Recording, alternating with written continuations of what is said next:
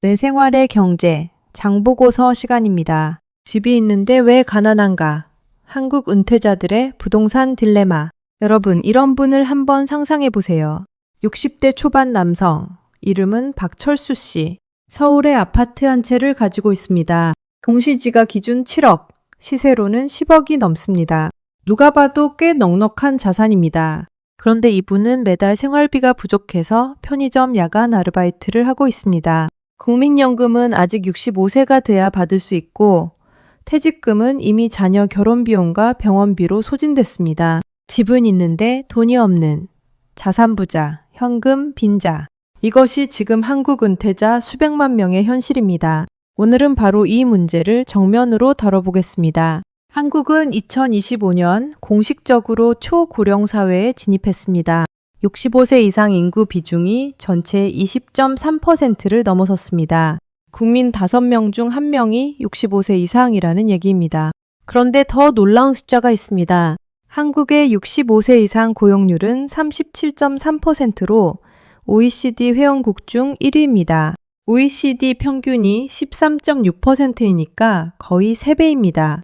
이미 초고령 사회인 일본조차 25%인데 우리는 그것보다 훨씬 높습니다. 노인 3명 중 1명은 지금도 일하고 있다는 의미입니다. 그럼 왜 이렇게 많은 노인들이 일을 할까요? 통계청이 조사한 결과를 보면 답이 나옵니다. 고령층이 일을 계속하는 이유 1위는 즐거움이 아니라 생활비 마련 54.4%입니다. 자발적 선택이 아니라 먹고 살기 위한 생존의 문제입니다. 국민연금 평균 수령액이 66만 원인데 1인 가구 최저 생계비는 134만 원입니다. 연금을 받아도 최소한의 생계조차 유지하기 어렵습니다. 더 심각한 건 연금을 받지 못하는 공백 기간입니다.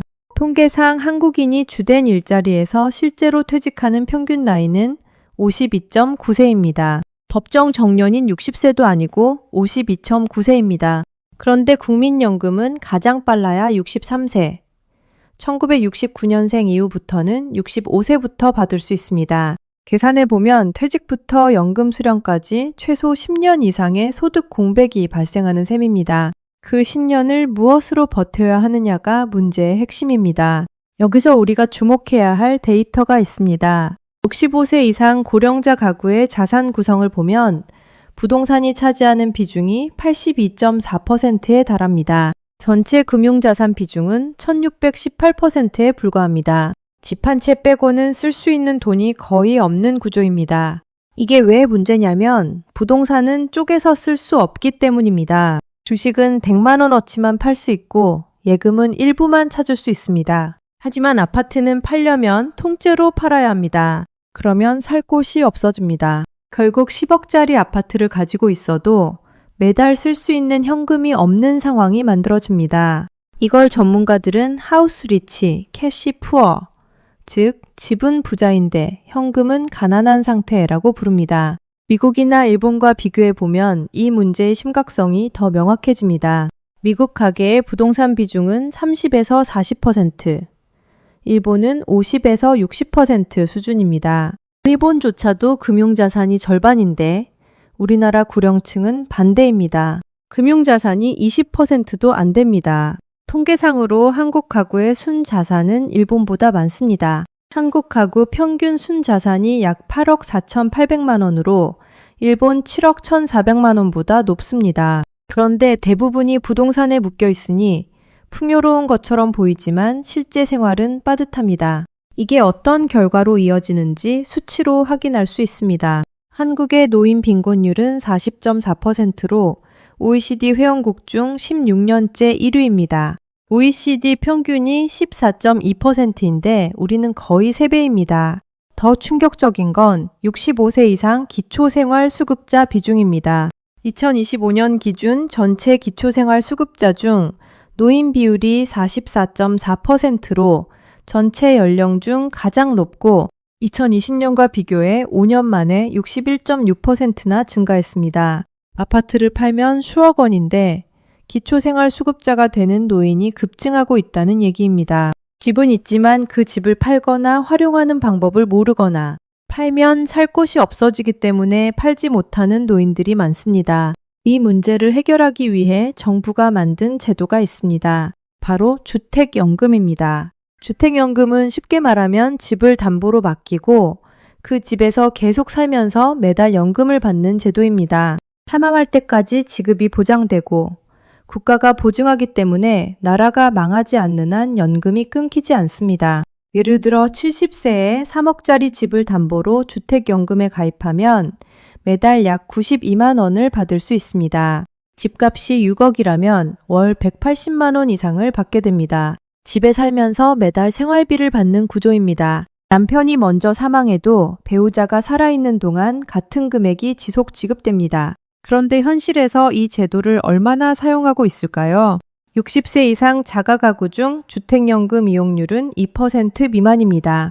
100명 중 2명도 안 쓴다는 얘기입니다. 왜 그럴까요? 전문가들은 몇 가지 이유를 꼽습니다. 첫째, 집을 자녀에게 물려주겠다는 상속 심리입니다. 주택연금을 가입하면 사망 후 집이 국가로 넘어가기 때문에 자녀에게 재산을 남기고 싶은 부모 세대에게는 심리적 저항감이 큽니다. 둘째, 집값이 오를 거라는 기대감입니다. 지금 연금으로 받는 것보다 나중에 더 비싸게 팔면 낫지 않느냐는 생각입니다. 셋째, 상품 자체에 대한 이해 부족입니다. 생태경제학에서는 금융 이해도가 낮을수록 연금을 손실 가능성 있는 위험한 투자로 인식하는 경향이 있다고 분석합니다. 그런데 이런 계산이 항상 맞는 건 아닙니다. 집값은 영원히 오르지 않습니다. 특히 지방 중소도시는 이미 인구 감소와 함께 부동산 가격이 하락하고 있습니다. 인구가 줄어드는 지역에서 30년 뒤 아파트를 팔 수 있을지조차 불확실합니다. 일본의 전철이 그 증거입니다. 일본은 1990년대 초반까지 부동산 가격이 계속 올랐습니다. 한국처럼 노후 자산의 대부분을 집에 묶어두는 방식도 비슷했습니다. 그런데 버블이 꺼지자 집값이 장기적으로 하락했고 노후 대비로 집 한 채 믿었던 수백만 명의 노후 계획이 흔들렸습니다. 일본의 저출산 고령화는 당시 한국보다 훨씬 완만했습니다. 지금 한국의 출생률은 그 일본보다도 훨씬 빠른 속도로 하락하고 있습니다. 나는 서울 아파트니까 괜찮다고 생각하실 수 있습니다.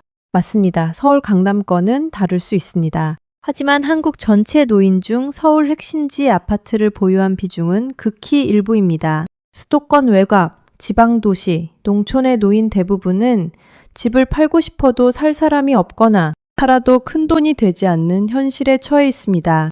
그럼에도 자산 구조는 똑같이 부동산에 집중되어 있습니다. 여기서 이 문제를 개인의 실수가 아니라 구조적인 시스템 실패로 바라볼 필요가 있습니다. 지금 60에서 70대 이상의 세대는 왜 자산의 대부분을 부동산에 넣게 됐을까요? 그분들이 젊을 때는 국민연금이 없었거나 있어도 제대로 가입할 수 없는 환경이었습니다. 국민연금은 1988년에 도입되었고 1998년에야 전 국민으로 확대됐습니다. 지금 70대 이상은 국민연금에 가입할 수 있는 기간 자체가 짧았습니다. 퇴직연금이나 개인연금도 제대로 갖춰지지 않은 시대였습니다. 그 상황에서 부동산은 유일하게 믿을 수 있는 자산이었고 실제로 수십 년간 그게 맞았습니다. 집을 사면 오르고 집을 사지 않으면 벼락거지가 되는 경험을 반복하면서 부동산에 대한 신뢰가 문화로 자리 잡았습니다. 그런데 그 구조가 노후에 역설적으로 덧치됩니다. 지금 40에서 50대는 이 교훈을 어떻게 받아들여야 할까요? 전문가들은 은퇴 전에 자산 포트폴리오를 재편해야 한다고 강조합니다.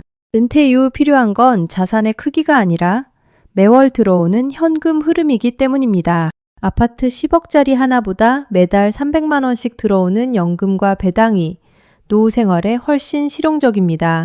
국민연금 납부 기간을 최대한 늘리고 퇴직연금을 잘 관리하며 개인연금 저축을 병행하는 것이 기본입니다. 거기에 더해 국내 주식, 채권, 해외, ETF 같은 금융자산을 통해 부동산과 금융의 균형을 맞춰가야 한다는 게 전문가 조언입니다.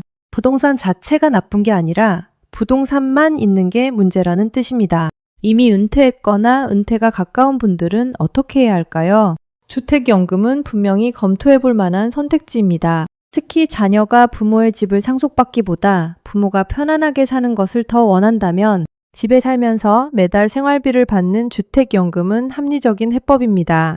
물론 이것이 모든 사람에게 맞는 답은 아닙니다. 집값이 계속 오를 가능성이 높은 지역, 자산이 충분해서 현금 흐름에 문제 없는 분들에게는 굳이 선택할 이유가 없습니다. 중요한 건 선택지가 있다는 걸 알고 있어야 한다는 것입니다. 마지막으로 이 문제의 더 큰 그림을 짚고 싶습니다. 한국은 세계에서 유례없이 빠른 속도로 늙어가고 있습니다. 2036년에는 고령인구 비중이 30%를 넘고 2050년에는 40%를 넘을 것으로 전망됩니다. 생산 연령 인구 100명이 부양해야 하는 노인 수가 2060년에는 91명에 달한다는 추계도 있습니다. 이 속도라면 국민연금 재정은 더 압박받고 기초연금 확대는 재원 부족으로 쉽지 않으며 의료와 돌봄 비용은 폭발적으로 늘어납니다. 집 한 채에 노후를 의존하는 구조가 개인 차원에서는 딜레마고 사회 전체 차원에서는 시한폭탄입니다. 결국 이 문제는 개인이 더 똑똑해지는 것도 필요하지만 구조 자체가 바뀌어야 합니다. 연금제도의 실질적 강화, 퇴직 후 소득 공백을 줄이는 고용제도 개편, 부동산 자산의 현금화를 더 쉽게 만드는 금융혁신이 모두 필요합니다. 한국은 GDP 기준 세계 10위권 경제대국이지만 노인 빈곤율은 16년째 OECD 꼴찌입니다.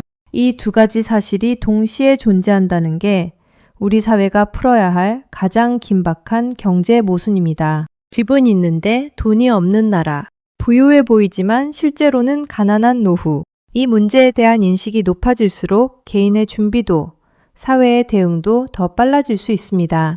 이 채널이 도움이 되셨다면 구독과 좋아요는 영상 제작에 많은 힘이 됩니다.